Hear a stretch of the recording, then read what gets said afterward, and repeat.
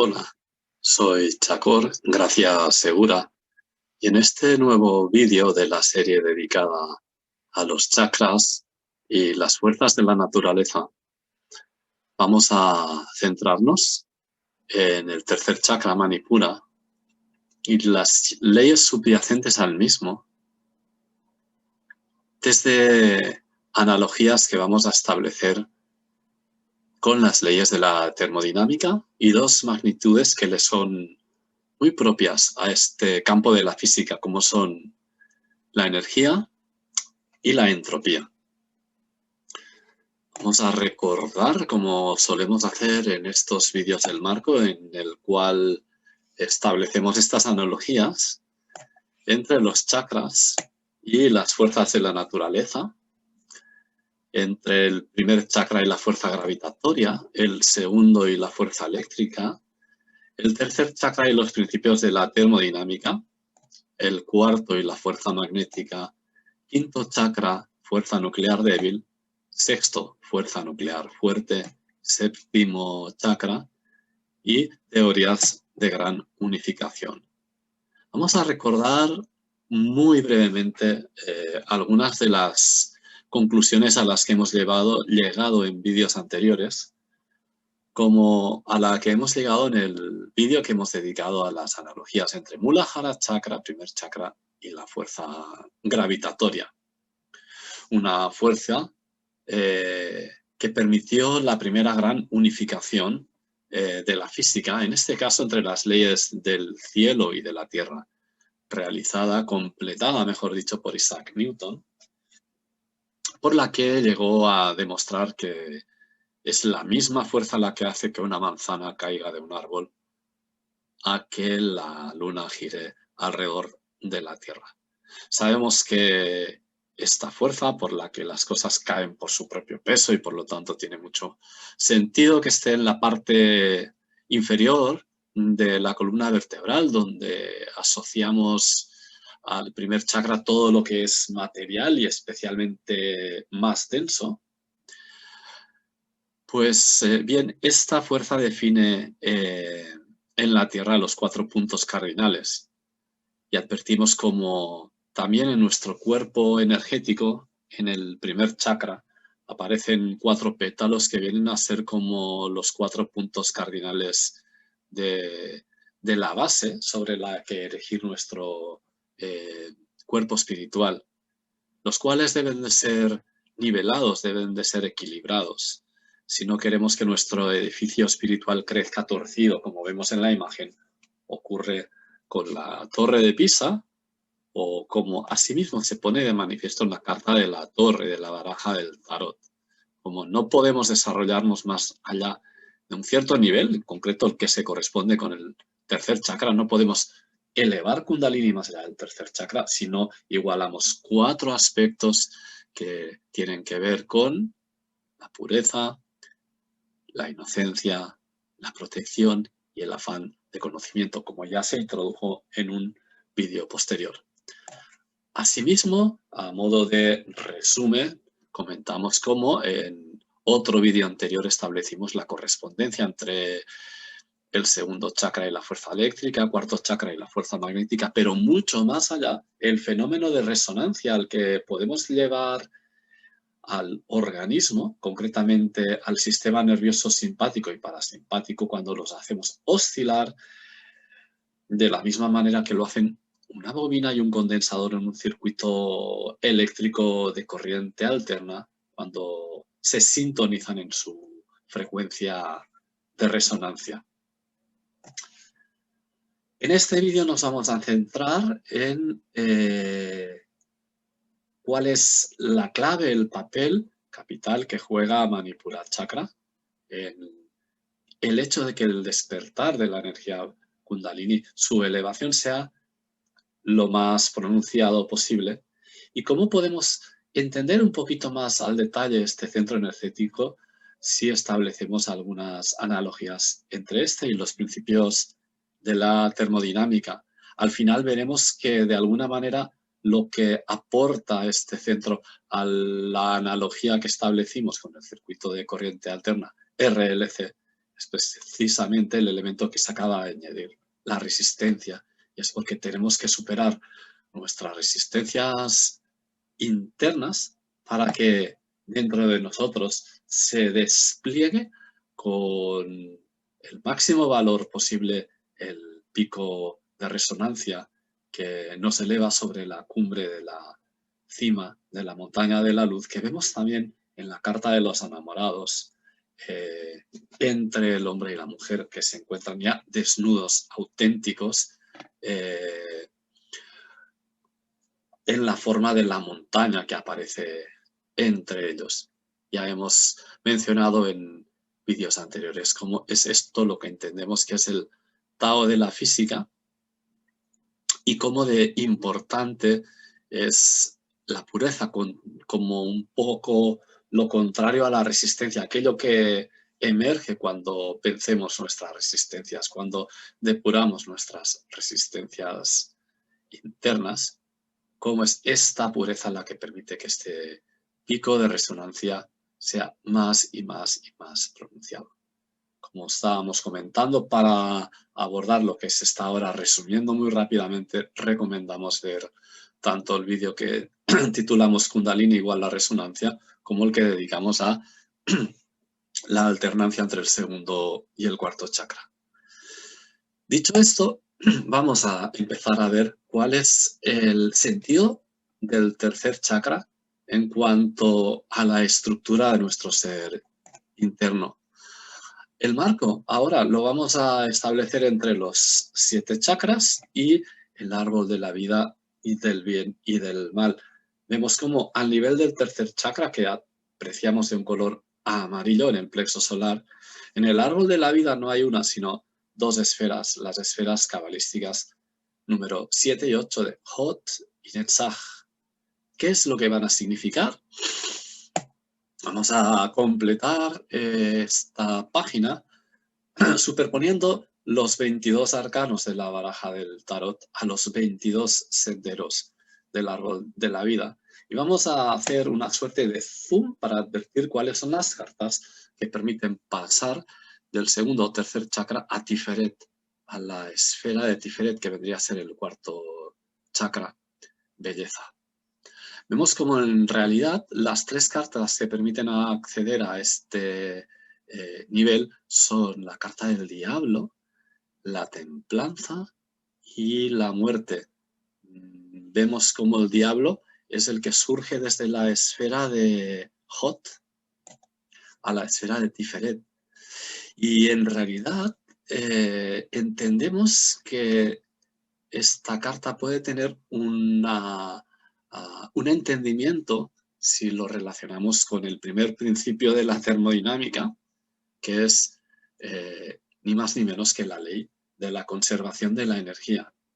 Porque precisamente el diablo lo que pone de manifiesto es que cuando estamos sobreexcitados, especialmente el género masculino, puede caer en la tentación que le lleve a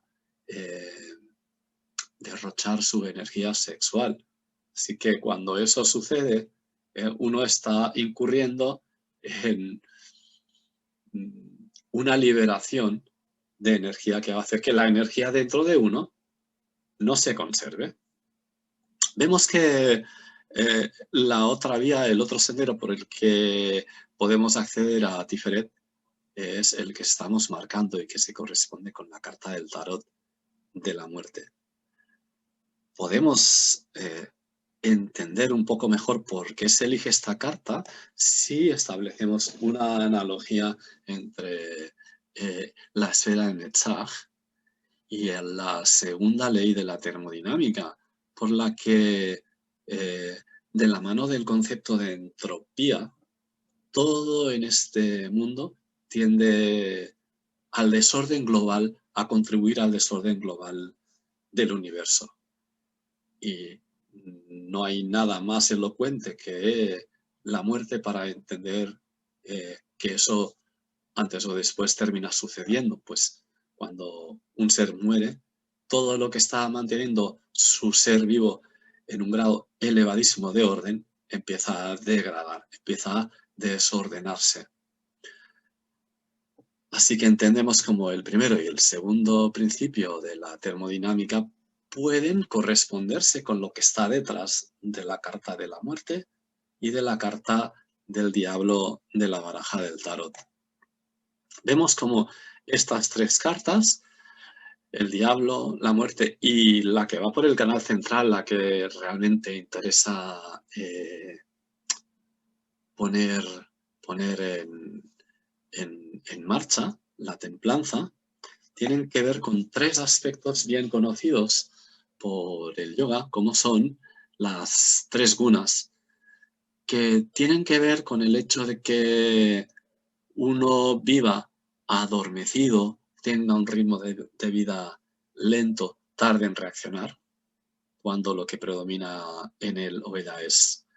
tamas guna, o que uno, por todo lo contrario, viva de una forma errática, sobreexcitada, rápidamente, agitadamente, que es lo que ocurre cuando en uno o una predomina rayas guna, o que lo que sería deseable, una haya encontrado el ritmo de vida adecuado que se corresponde con sattva guna y que representa ese equilibrio que alcanzamos cuando vivimos de una forma sabia y natural y en el que las energías sexual y emocional, masculina y femenina se retroalimentan de tal forma que llevan a el despliegue de la energía Kundalini por el fenómeno de resonancia entre el sistema nervioso simpático y parasimpático. Vemos cómo podemos entender estos dos rasgos extremos, rayas o tamas guna, en dos personajes muy universales como son Don Quijote y Sancho Panza. Don Quijote se correspondería con rayas guna, un ser soñador pero errático, fantasioso, que está siempre buscando la batalla. Y Sancho Panza, su vasallo, se correspondería con un ser pasivo, de ahí que sea un vasallo que solo actúa cuando se le dictan órdenes, escéptico y muy realista, en el sentido que ve que las cosas son como son. De alguna manera, también si uno conoce o ha leído parte del Quijote, entenderá incluso cómo el autor cae en los detalles de la forma tan diferente en que se alimentan Don Quijote y Sancho Panza. Aquí vemos, por lo tanto, dos de las tres gunas. ¿Y dónde estaría la tercera? Realmente en el autor de la obra, Don Miguel de Cervantes, de quien, por cierto, se dice que era vegetariano ya en esa época. Y no lo digo en balde, pues es bien sabido y se recomienda que uno indague hasta qué punto para cada una de las tres gunas hay un tipo de alimentación. La idea es que el tercer chakra lo relacionamos con el grado de estructuración,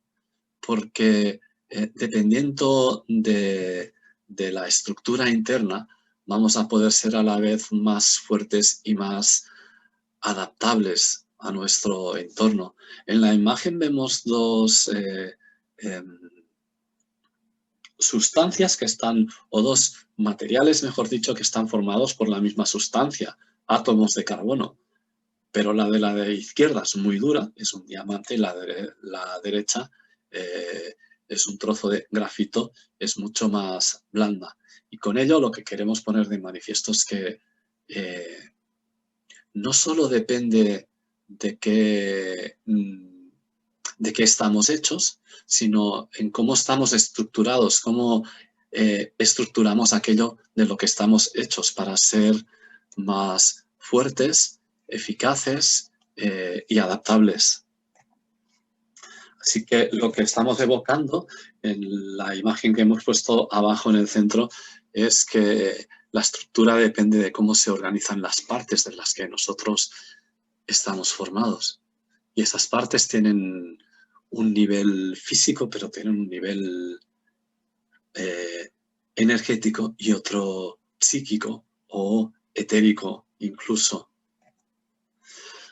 Ahora arriba estamos viendo el yantra que tiene asociado el tercer chakra, Manipura, con sus 10 pétalos y su color amarillo como el de un sol cuando está en lo alto del cielo, expresando como el sol el valor de la constancia, de mantenerse radiante, permanente. Los 10 pétalos coinciden en número con el número de esferas del árbol de la vida, del bien y del mal. Para mí, esa es en sí una estructura a la que uno debe de aspirar a completar cuando inicia este camino, el camino espiritual. Esta estructura del árbol de la vida, del bien y del mal, con sus 10 esferas o sefirots, y sus 22 emanaciones, evoca la necesidad de integrar dentro de nosotros los que se conocen como 32 senderos de sabiduría,